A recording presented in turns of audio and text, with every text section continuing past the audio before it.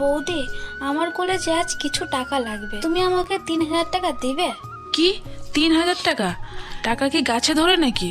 কোথাও যেতে হবে না, বাড়িতে থাকো, আমাকে কাজে সাহায্য করো তুমি। এই নাও, কাপড়গুলো ইস্ত্রি করে দাও। কিন্তু বৌদি, আমার কলেজ যেতে দেরি হয়ে যাবে যে। আমি কলেজ থেকে এসে তোমার সব কাজ করে দেব।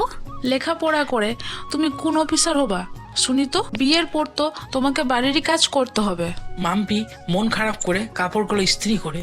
মাম্পি যখন 10 বছরের ছিল তখন তার মা বাবা দুজনেই মারা যায়। তাই সে তার দাদা বৌদির সঙ্গে থাকে, কিন্তু তার দাদা বৌদি তার সঙ্গে সারাক্ষণ খুব খারাপ ব্যবহার করে। পরের দিন সকালে মাম্পি কলেজ যায় এবং তার বেস্ট ফ্রেন্ড তাকে জিজ্ঞাসা করে, কাল তুমি কেন কলেজ এলে না? কাল আমি তোমার জন্য অনেকক্ষণ অপেক্ষা করলাম। বাড়িতে অনেক কাজ ছিল, তাই কাল কলেজ আসতে পারিনি। তোমাকে আর কিছু বলতে হবে না, আমি সব বুঝতে পেরেছি। তোমার বৌদি তোমাকে কাল কলেজ আসতে দেয়নি, তাই তো? হ্যাঁ, ঠিক বলেছ শুভম। আমার বৌদি চায় না যে আমি কলেজে পড়াশোনা করি, তাই আমাকে বাড়ির সব কাজ করায়। এগুলো কথা তুমি তোমার দাদাকে কেন বলো না? দাদাও বিয়ের পর থেকে অনেক পরিবর্তন হয়ে গেছে, আমার সাথে সারাক্ষণ খারাপ আচরণ করে। মাম্পিকে দেখে শুভমের অনেক কষ্ট হতো, কারণ শুভম মাম্পিকে মনে মনে অনেক ভালোবাসতো। এসব ব্যাপারে মাম্পি কিছুই জানতো না। এভাবেই দিন কাটতে থাকে। কিছুদিন পর শুভম তার গাড়িতে করে মাম্পিকে তার বাড়ি ছাড়তে যায়। তার বৌদি সবকিছু দেখে নেই। মাম্পি বাড়ি ঢুকতে ঢুকতেই তার বৌদি তাকে জিজ্ঞাসা করে, ওই ছেলেটা কে ছিল যে তোমাকে গাড়িতে করে ছেড়ে গেল? আমার বন্ধু আজ কলেজ থেকে আসতে লেট হয়ে গেছিল, তাই আমাকে ড্রপ করে দিয়ে গেল। এইসব করলে আমাদের সম্মান কি আর থাকবে নাকি?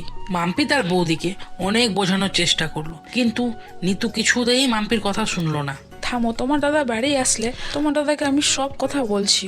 পরের দিন সকালে মাম্পি যখন রেডি হয়ে কলেজ যায়, তখন তার দাদা তাকে কলেজ যেতে বারণ করে। মাম্পি, তুই আজ থেকে আর কলেজ যাবি না, বাড়িতে কাজ কর। আমাদের মুখে চুনকালি মাখানোর আগে আমি তোর বিয়ের ব্যবস্থা করছি। তারা দাদা, আমাকে কলেজ যেতে দাও, আমার কলেজে এক্সাম আছে। তোকে কালকে পাত্রপক্ষ দেখতে আসবে। না দাদা, না, আমি বিয়ে করব না। আমি নিজের পড়াশোনা শেষ করে তারপরে বিয়ে করব। না, আমি তোর কোনো কথা শুনতে চাই না।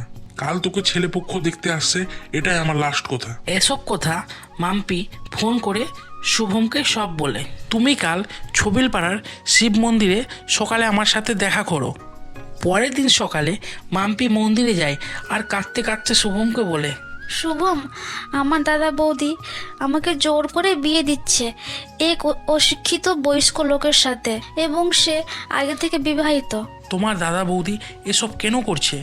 তুমি আমার সাথে আমার বাড়ি চলো। তোমার বাড়ির লোকেরা আবার কি ভাববে? মাম্পি, আজ আমি মন্দিরে দাঁড়িয়ে আছি, আর আমি মন্দিরে থেকে তোমাকে সব সত্যি কথা বলবো।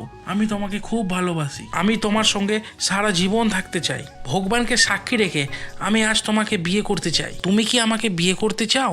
মন থেকে বলো। এসব কথা শুনে মাম্পি অবাক হয়ে যায়, আর শুভমের দিকে মাম্পি তাকিয়ে থাকে। আমিও তোমাকে মনে মনে ভালোবাসি আর তোমাকে বিয়ে করতে চাই। তারপর মাম্পি ও শুভম বিয়ে করে তার দাদার বাড়ি যায়। এসব দেখে তার দাদা বৌদি অবাক হয়ে যায়। ছি ছি, মাম্পি, তুমি এটা কি করলে? আমাদের মান সম্মানে চুনকালি মাখিয়ে দিলে। যখন তোমরা ওই বয়স্ক লোকের সাথে আমার বিয়ে দিতে চাইছিলে, তখন তোমাদের মান সম্মান কোথায় ছিল? চুপ কর, তুই বাড়ি থেকে বেরিয়ে যা। আজ থেকে তুই আমাদের কাছে মৃত। এসব কথা শুনে মাম্পি অনেক কষ্ট পায়। তারপর শুভমের সঙ্গে শুভমের বাড়ি চলে যায়, কিন্তু মাম্পির অনেক ভয় করছিল যে শুভমের মা বাবা তার সাথে কেমন ব্যবহার করবে, তাকে মানবে কিনা। কিছুক্ষণ পর মাম্পি ও শুভম বাড়ি ঢুকতেই শুভমের মা বাবা তাকে স্নেহ ও ভালোবাসা দিয়ে বরণ করে নিল। এসব দেখে মাম্পি অনেক অবাক হয়ে যায়, কারণ তার মা বাবা এসব কথা আগে থেকেই জানতো। সত্যি শুভম, তোমার মা বাবা অনেক ভালো। আমার মা বাবা না, এবার থেকে আমাদের দুজনের মা বাবা।